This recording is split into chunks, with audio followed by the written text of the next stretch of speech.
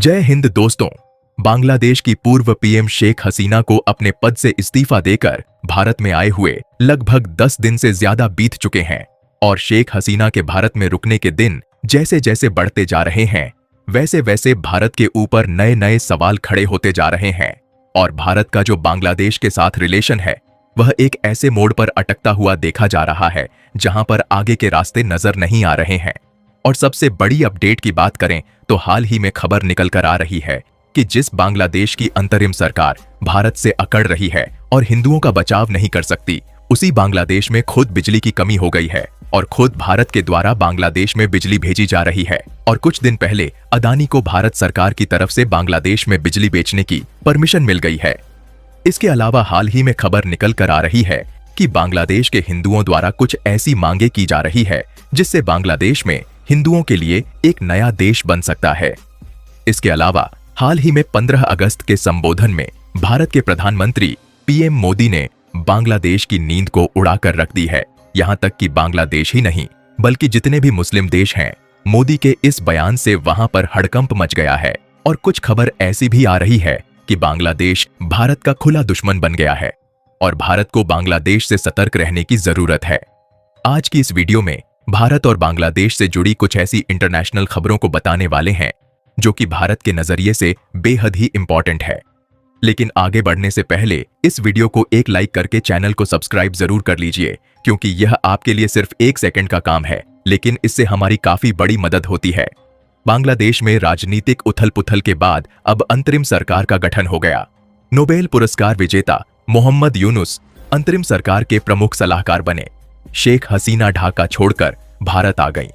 इसके बाद भी पड़ोसी देश में अल्पसंख्यक हिंदुओं पर हमले किए जा रहे हैं और इसे लेकर प्रधानमंत्री नरेंद्र मोदी ने यूनुस सरकार से आपत्ति जताई थी, लेकिन फिर हमले नहीं रुके।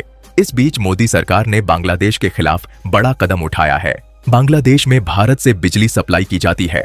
इसे लेकर अडानी पावर ने बांग्लादेश को अपनी सारी बिजली सप्लाई करने के लिए झारखंड के घोड्डा में नए कोयला आधारित बिजली संयंत्र का उद्घाटन किया था।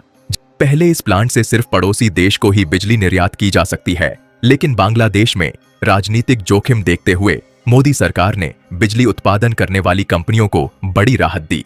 केंद्र सरकार ने बिजली आपूर्ति करने के नियमों में संशोधन किया।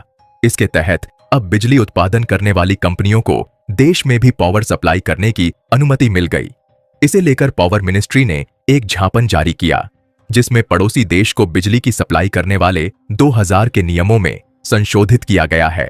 इस संशोधन के बाद अडानी पावर को अब देश में भी बिजली निर्यात करने की परमिशन मिल गई।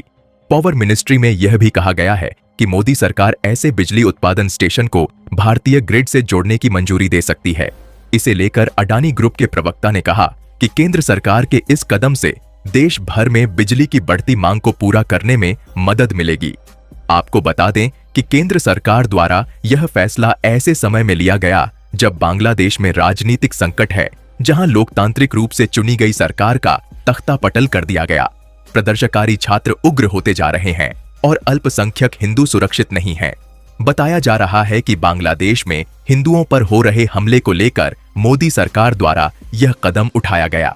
देखिए, इस बात को बिल्कुल भी नहीं नकारा जा सकता कि बांग्लादेश कई हद तक कई मामले में भारत पर अपनी निर्भरता को बनाए हुए हैं और यदि भारत बांग्लादेश के सिर से अपना हाथ उठा ले तो बांग्लादेश कहीं का नहीं रह जाएगा। लेकिन इसके बावजूद भी जब से बांग्लादेश में तख्ता पलट हुआ है तब से अभी तक 10 से भी अधिक दिन का समय हो रहा है और लगातार हिंदुओं और अल्पसंख्यकों पर अत्याचार हो रहे हैं और बांग्लादेश इसे कंट्रोल नहीं कर रहा है।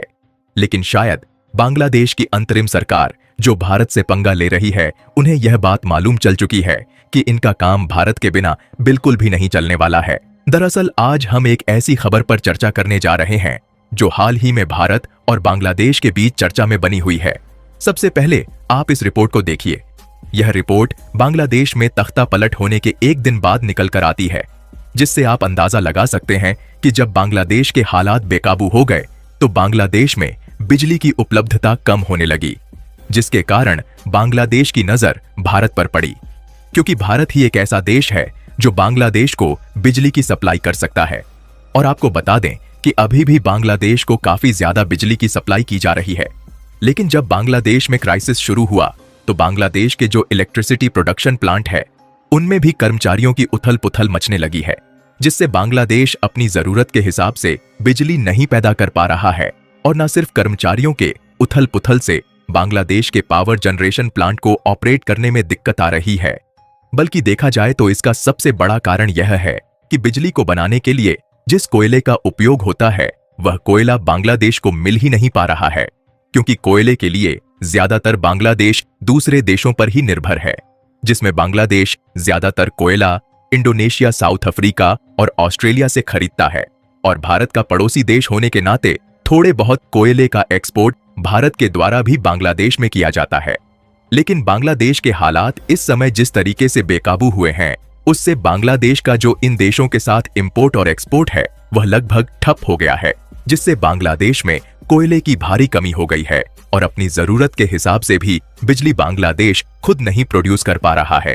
और इस रिपोर्ट को देखें तो इसमें साफ साफ बताया गया है कि बांग्लादेश में कोयले का इंपोर्ट तेजी के साथ बढ़ता जा रहा है और अनुमान के मुताबिक पिछले एक साल में जो बांग्लादेश में कोयले का इंपोर्ट 3.3 मिलियन था, वह इस साल बढ़कर 6.7 मिलियन पहुंच गया है। यानी कि एक साल में 2 गुना से भी ज्यादा कोयला मजबूरन बांग्लादेश को खरीदना पड़ा है। लेकिन इसके बावजूद भी बांग्लादेश उपयोगी मात्रा में बिजली उत्पादन करने के लिए कोयले को नहीं इंपोर्ट कर पा रहा है। इसका दूसरा सबसे बड़ा कारण यह है कि बांग्लादेश ज्यादा से ज्यादा कोयला इंडोनेशिया और साउथ अफ्रीका से खरीदता है, इसलिए इनको पेमेंट डॉलर में ही करनी पड़ती है।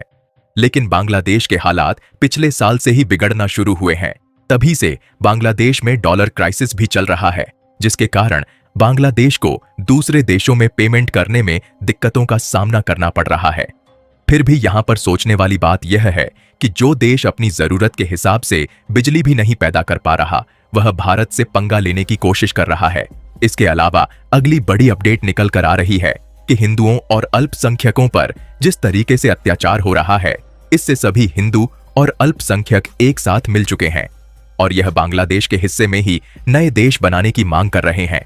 और साथ ही पीएम मोदी ने बांग्लादेश पर आज जो बयान लाल किले से दिया है, उससे कई मुस्लिम देशों को झटका लगा है। प्रधानमंत्री मोदी ने कहा, मेरे प्यारे देशवासियों, बांग्लादेश में जो कुछ भी हुआ है सको लेकर पड़ोसी देश के नाते चिंता होना मैं इसको समझ सकता हूँ। मैं आशा करता हूँ कि वहां पर हालात जल्द ही सामान्य होंगे।